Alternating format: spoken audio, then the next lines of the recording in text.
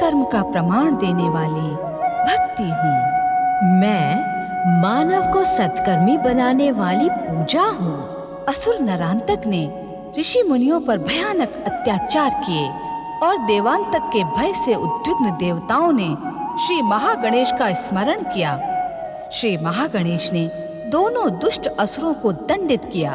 अहंकारी दक्ष ने अपनी पुत्री दिति की उपेक्षा के कारण उसके पति ऋषि कश्यप को प्रताड़ित किया और एक महान यज्ञ की घोषणा की। महामंत्री, आज्ञा महाराज। तुम क्या कहने के इच्छुक हो? मैं सत्य कह रहा हूँ पृथ्वी सम्राट। राजकुमारी दिति ने जिन पातालवासी असुरों देवांतक और नरांतक का आह्वान किया था, उन्हें स्वयं परम देव श्री महागणेश ने दंडित किया है। महागणेश? महागणेश का हस्तक्षेप हमारे पृथ्वीलोक पर बढ़ता ही जा रहा है। हम ये स्वीकार नहीं करेंगे। ये आप क्या कह रहे हैं स्वामी? ये समस्त संसार परम देव श्री महागणेश की इच्छा मात्र से उत्पन्न हुआ है।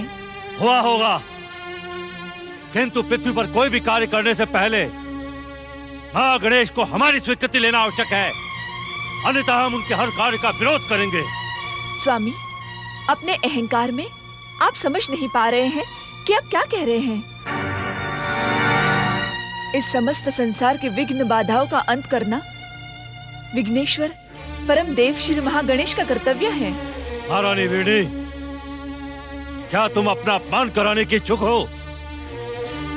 सत्य कह सकने के लिए अपमान तो क्या, मुझे मृत्यु भी प्रिय है।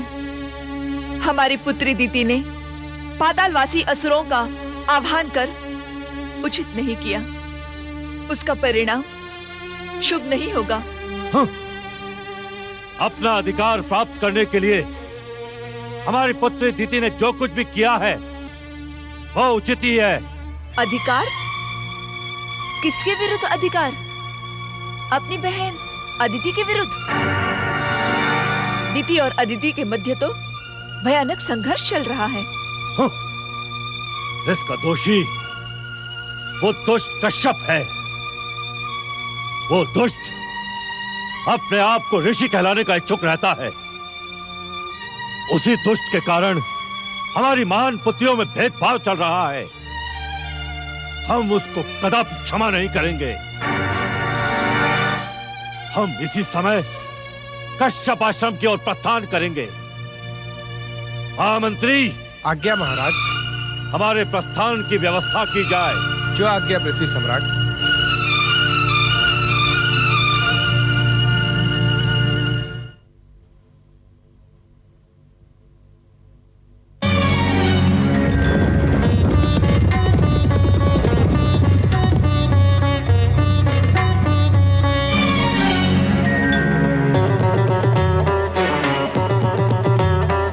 पातालवासी असुरों को जागृत कर परम देव श्री महागणेश के क्रोध का परिणाम देखा तुमने? आसुरी शक्ति पराजित नहीं हुई है। ये तुम नहीं, तुम्हारा अहंकार बोल रहा है दीदी। तुम्हारा अभियान परम देव श्री महागणेश ने इच्छा मात्र से ध्वस्त कर दिया। किंतु ध्वस्त होने से पूर्व ही मेरे अभियान ने इस संसार को भयानक, विध्वंसक, विस्फोटक आसुरी शक्ति का परिचय दे दिया है। किंतु लाभ क्या हुआ देवी? ये मेरा पहला प्रयास था जो कुछ सफल रहा, किंतु मेरा दूसरा प्रयास पूर्ण सफल होगा। इस संसार पर मेरी द्वारा निर्देशित आसुरी शक्ति अपना अधिकार करेगी। तब तुम जैसे पाखंडी और ढोंगियों को इस संसार में सर छुपाने का भी स्थान नहीं होगा। तुम भयंकर भूल कर रही हो दीदी। भूल तुमने की है ऋषिवर। अदिति को तेजस्वी पुत्रों की मां बनाकर मेरा अपमान किया है, मेरी उपेक्षा की है। इसका दंड तुम्हें और इस संसार को भोगना ही पड़ेगा। प्रजापति कश्यप, मेरी पुत्री सत्य कह रही है।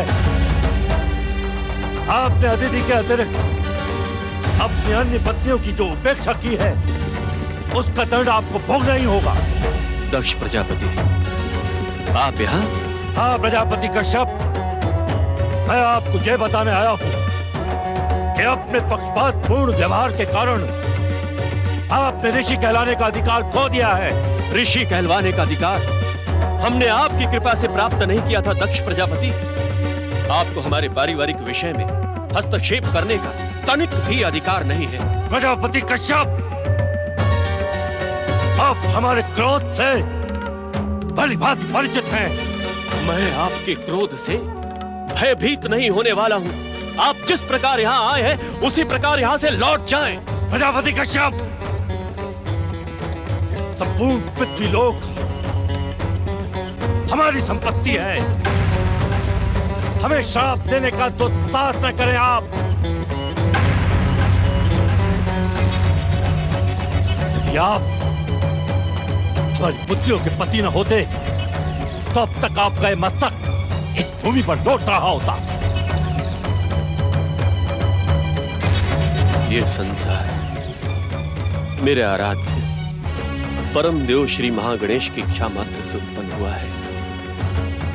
किसी की जीवन मृत्यु का अधिकार उनके पास सुरक्षित है। अरे तुम्हारी बिसात ही क्या है? यदि तुम हमारे पत्नियों के पिता न होते तो अब तक हमारा शाप तुम्हें भस्म कर चुका होता दक्ष प्रजापति।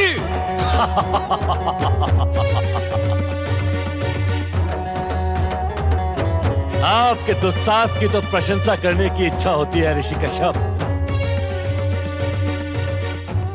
किंतु यदि तुमने दिति को महान पुत्रों की माता बनने का अवसर प्रदान न किया तो हमारे भयंकर क्रोध से संसार की कोई भी शक्ति तुम्हारी रक्षा नहीं कर सकेगी। पिताश्री, पुत्री,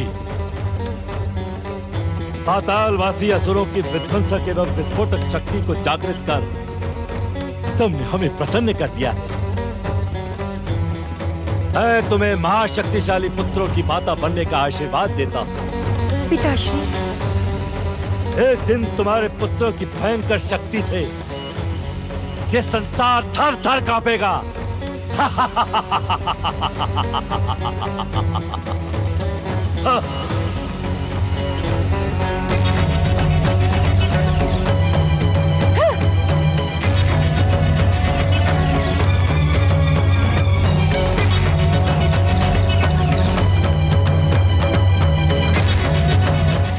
अभिमानी दक्ष का अहंकार उसकी इच्छाओं को अग्नि के समान प्रज्वलित करने लगा। पृथ्वी सम्राट का पद प्राप्त करने के पश्चात भी उसके अहंकारी मन को संतुष्टि नहीं मिली। अपनी महानता के प्रदर्शन के लिए उसका मन मस्तिष्क विचलित था।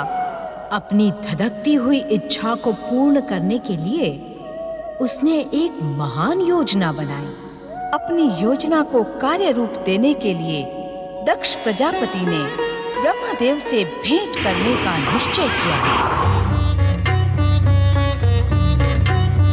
प्रणाम परमपिता।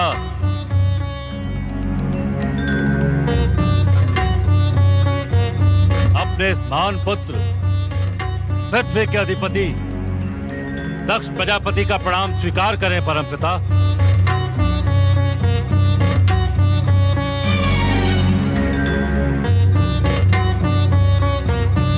पुत्र दक्ष, मैं तुम्हारे ब्रह्मलोक आने का कारण भलीभांति जानता हूं, किंतु जिस महायज्ञ के आयोजन की योजना बनाकर तुम यहां आए हो उसका उद्देश्य स्वयं स्पष्ट करो। इस महायज्ञ के आयोजन का उद्देश्य स्पष्ट ही है परमपिता। मैंने अपने कर्म एवं पुरुषार्थ से इस पृथ्वीलोक के अधिपति एवं प्रजापति होने का गौरवपूर्ण पद प्राप्त कर लिया है। अब अपना प्रभाव सुनिश्चित करने के लिए मैं इस दिव्य महायज्ञ के आयोजन का इच्छुक हूं। ऐसा प्रतीत होता है कि अपने जामाता प्रजापति कश्यप ऋषि के सत्य कथन को सुनकर ही तुम्हारे मन में अपना प्रभाव सुनिश्चित करने की भावना ने जन्म लिया है। आपका कथन पूर्ण सत्य नहीं है परमपिता। ब्रह्म वाक्य अटल सत्य होता है, इसमें असत्य की संभावना असंभव है। किंतु क्या परमपिता? तुम एक धार्मिक अनुष्ठान का महान कार्य करने जा रहे हो जिससे भविष्य की घटनाएं जुड़ी हैं। इस कारण मैं तुम्हें रोकूंगा नहीं। आपके कथन को धन्यवाद परमपिता। आप स्वयं इस महायज्ञ में संचालन पद स्वीकार करें। दक्ष, इस संसार के योग और वैराग्य के मूर्तिमान आदर्श कैलाशपति सदाशिव हैं। वे तुम्हारे जामाता भी हैं और यज्ञेश्वर भी। अतः उचित यही होगा कि इस महान कार्य के संचालन के लिए तुम महादेव से निवेदन करो। ब्रह्मदेव, शिव का नाम लेकर मेरे क्रोध को जागृत करने का प्रयास न करें आप। आपके कहने से मैंने उसे अपनी कन्या का दान अवश्य दिया है, किंतु वो भूत प्रेत और पिशाचों की सेवा स्वीकार करने वाला है। उस श्मशान में वास करने वाले का महायज्ञ में क्या काम? मैं तो उसे आमंत्रित भी नहीं करूंगा।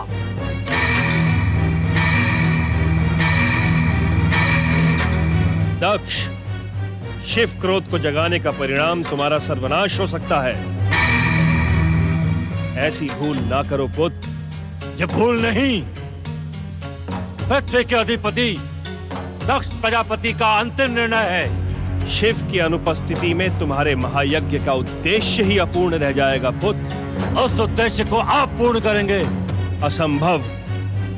शिव का अपमान करने वाले के अनुष्ठान में हम उपस्थित हो ही नहीं सकते दक्ष। परमपिता, आप मेरी पुत्री दीति के क्रोध का परिणाम देख चुके हैं।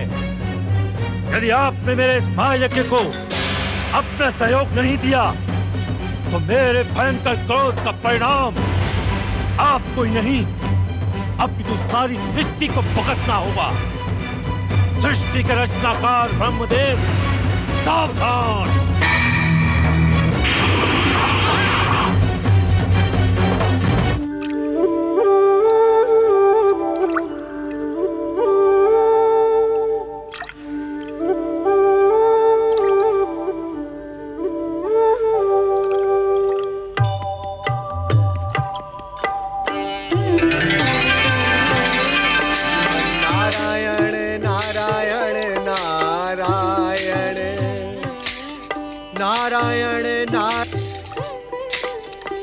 जगत पालक महाप्रभु, जगत पालक श्री हरि विष्णु को नारद का प्रणाम।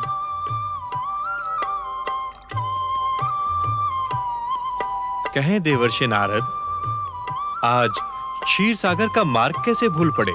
नारायण नारायण, क्षीर सागर में विराजमान श्रीमन नारायण तो सदैव ही इस नारद के हृदय में विराजते हैं।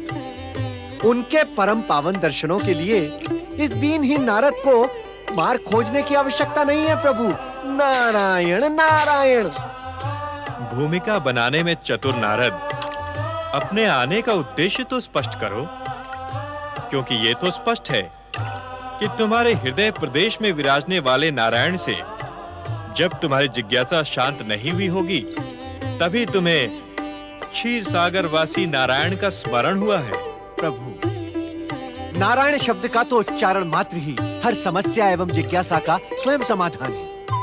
किंतु प्रभु, अपनी बात निसंकोच कहो नारद। श्री हरि, परम देव, अविघ्नेश्वर श्री महागणेश की कृपा दृष्टि होते हुए भी सृष्टि संपादन के कार्य में विघ्न एवं बाधाएं क्यों उत्पन्न हो रही हैं? तुम्हारे जैसे परम विद्वान को यह प्रश्न पूछते देख आश्चर्य हो रहा है नारद। तुम इसे श्री महागणेश की लीला भी कह सकते हो। लीला? किंतु प्रभु, ऐसी लीला का उद्देश्य? नारद, लीला का उद्देश्य सदा ही जन कल्याण और सृष्टि उत्थान में ही निहित रहता है। काम, क्रोध, मद, लोभ और अहंकार से संघर्ष करने का अवसर प्राणी मात्र को हम महाशक्तियों की लीला के माध्यम से ही प्राप्त होता है। नारायण नारायण। जो प्राणी अपने संघर्ष में इन विकारों पर विजय प्राप्त कर लेता है, वो पूर्णता को प्राप्त करता है, और पराजित होने वाला आवागमन के चक्र में भटकता रहता है। किंतु हे श्रीहरि, दक्ष प्रजापति ने अपनी पुत्री दिति को एक भयानक शक्ति संपन्न पुत्र होने का आशीर्वाद प्रदान किया है। नारायण नारायण। तुम्हारी भांति दक्ष भी ब्रह्मदेव का ही मानस पुत्र है। दक्ष का वरदान असफल नहीं हो सकता। समय आने पर देवी दिति एक प्रतापी पुत्र की माता अवश्य बनेंगी। परम पिता को नारद का प्रणाम स्वीकार।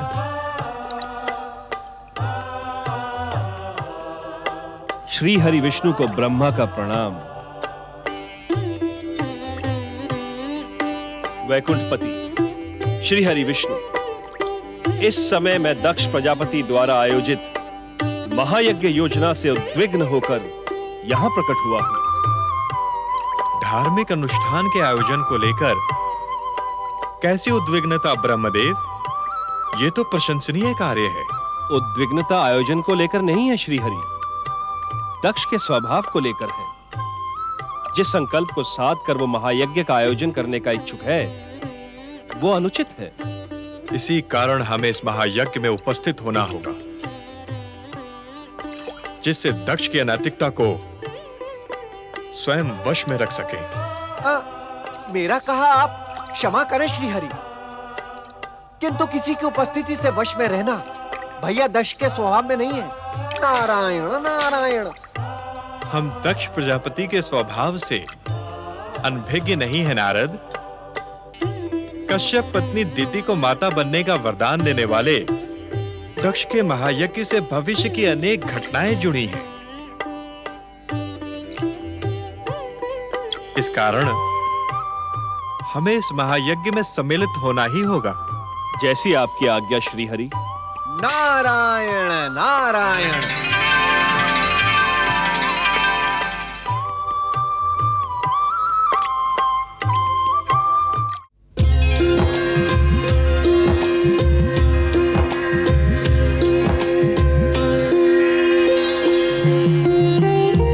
तुम्हारी सेवा भावना से हम अति प्रसन्न हैं। वास्तव में तुम्हें पत्नी के रूप में पाकर मेरा जीवन धन्य हो गया है देवी अदिति। धन्य तो मैं हो गई स्वामी। आपको पाने के लिए हमने श्री महागणेश की आराधना की थी। मेरी आराधना का कितना सुंदर प्रतिफल दिया है श्री महागणेश ने। आपको पाकर मैं पूर्ण हुई स्वामी। अरे दुष्टा, अपनी पूर्णता और अपने स्वार्थ के लोभ में तू किसी अन्य को भी पूर्णता प्राप्त करने देगी अथवा नहीं? दीदी, सत्य को सुनकर इतनी उत्तेजित ना हो अदिति। तुम्हारे मोह जाल में उलझे इस पाखंडी के कारण मेरे महान पिता दक्ष प्रजापति का दिया हुआ आशीर्वाद कहीं व्यर्थ न हो जाए। अपनी उत्तेजना पर संयम रखो दिति। संयम? संयम रखने वाला स्वभाव नहीं है मेरा। तुम्हें उस परंपरा का ज्ञान करवाया जा चुका है ना, कि जब प्रथम पत्नी अपने पति के समीप हो तब द्वितीय व अन्य पत्नियां वह स्थान छोड़ दिया करती हैं। इतनी अहंकारी और क्रूर ना बनो दीदी। तुमने अभी मेरी क्रूरता देखी कहाँ है? तुम इसी व्यवहार के योग्य हो। जाओ, निकल जाओ यहाँ से। तुम्हारे इस अनुचित व्यवहार को मैं कदापि क्षमा नहीं कर सकता दिति। मैं आपके क्षमा दान की आकांक्षी भी नहीं हूँ।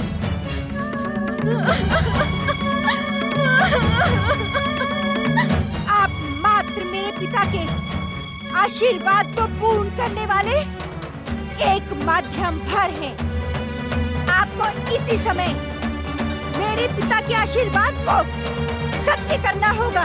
उचित समय आने पर मैं तुम्हारी मनोकामना अवश्य पूर्ण करूंगा दिति। नहीं, आपको अभी इसी समय मेरी इच्छा पूर्ण करनी होगी। तुम ये भली भांति जानती हो, ये मेरे संध्या पूजन का समय है। मेरे लिए आप संध्या पूजन का बहाना बना रहे हैं, किंतु उस दुष्टा कुल कलंकनी अदिति के साथ प्रेम प्रदर्शन कर रहे थे। मैं समय की प्रतीक्षा कर रहा था दिति। तो कुछ देर और प्रतीक्षा करें। संध्या पूजन में विलंब हो जाने से कोई पहाड़ नहीं टूट गिरेगा। तुम्हारे आग्रह के लिए ये उचित समय नहीं है दीदी। मैं आग्रह नहीं कर रही हूँ, मैं अपना अधिकार मांग रही हूँ दीदी, जिसे आपको देना ही पड़ेगा। दीदी, मेरी बात समझने का प्रयास करो। संध्या समय में जब दो काल मिलते हैं तब ऐसा विचार मन में लाना पाप है। जानती हो क्यों? क्यों? क्योंकि संध्या काल में कैलाशपति भगवान शिव अपने गणों के साथ विश्व का भ्रमण करते हैं और ऐसे समय में ऐसा कार्य करने वाला शिव क्रोध का भागी होता है। शिव का नाम लेकर आप मुझे मेरे अधिकार से वंचित कर रहे हैं। किंतु ये सत्य है दीदी। संपूर्ण विश्व में कैलाशपति शिव और उनके गणों को देखने के लिए हम और आप ही मिलेंगे क्या? भगवान शिव त्रिकालदर्शी, उन्हें तीनों लोकों का ज्ञान रहता है दीदी। रहता होगा, किंतु मेरे लिए शिव मेरी छोटी बहन सती के पति हैं। वे मेरा अनिष्ट कदापि नहीं चाहेंगे।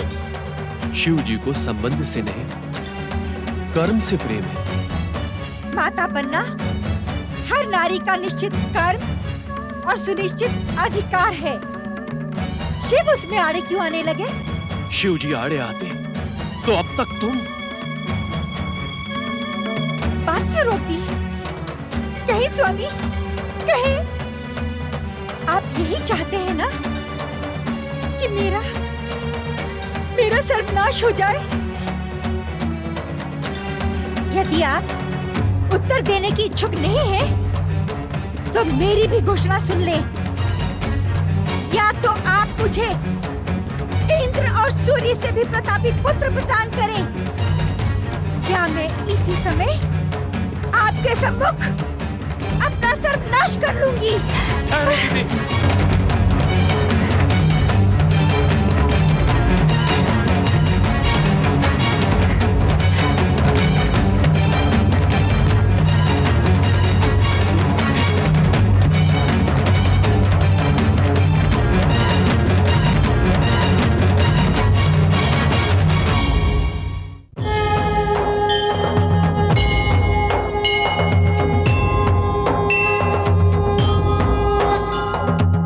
मंगल करता अंतर्यामी, रिद्धि सिद्धि के ये है स्वामी।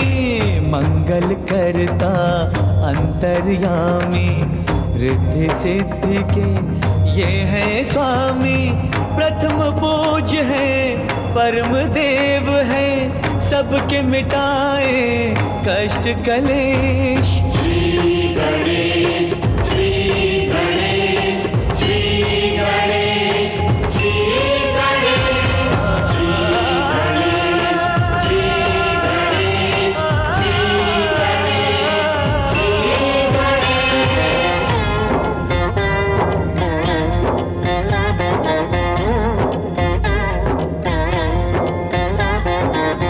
ज्ञानेश्वर है, सत्य यही है ये सनातन नित्य यही है। ज्ञानेश्वर है, सत्य यही है ये सनातन नित्य यही है। समय की सीमा श्री गणेश है, अंत आरंभ व मध्य यही है। श्री गणेश, श्री गणेश, श्री गणेश, श्री गणेश।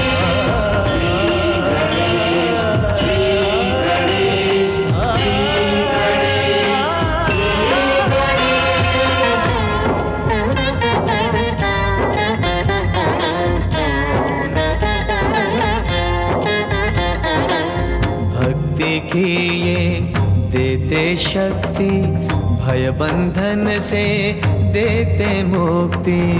भक्ति की ये देते शक्ति, भय बंधन से देते मुक्ति। निराकार साकार यही है, हर युग का आधार यही है। श्री गणेश, श्री गणेश, श्री गणेश, श्री गणेश, श्री गणेश,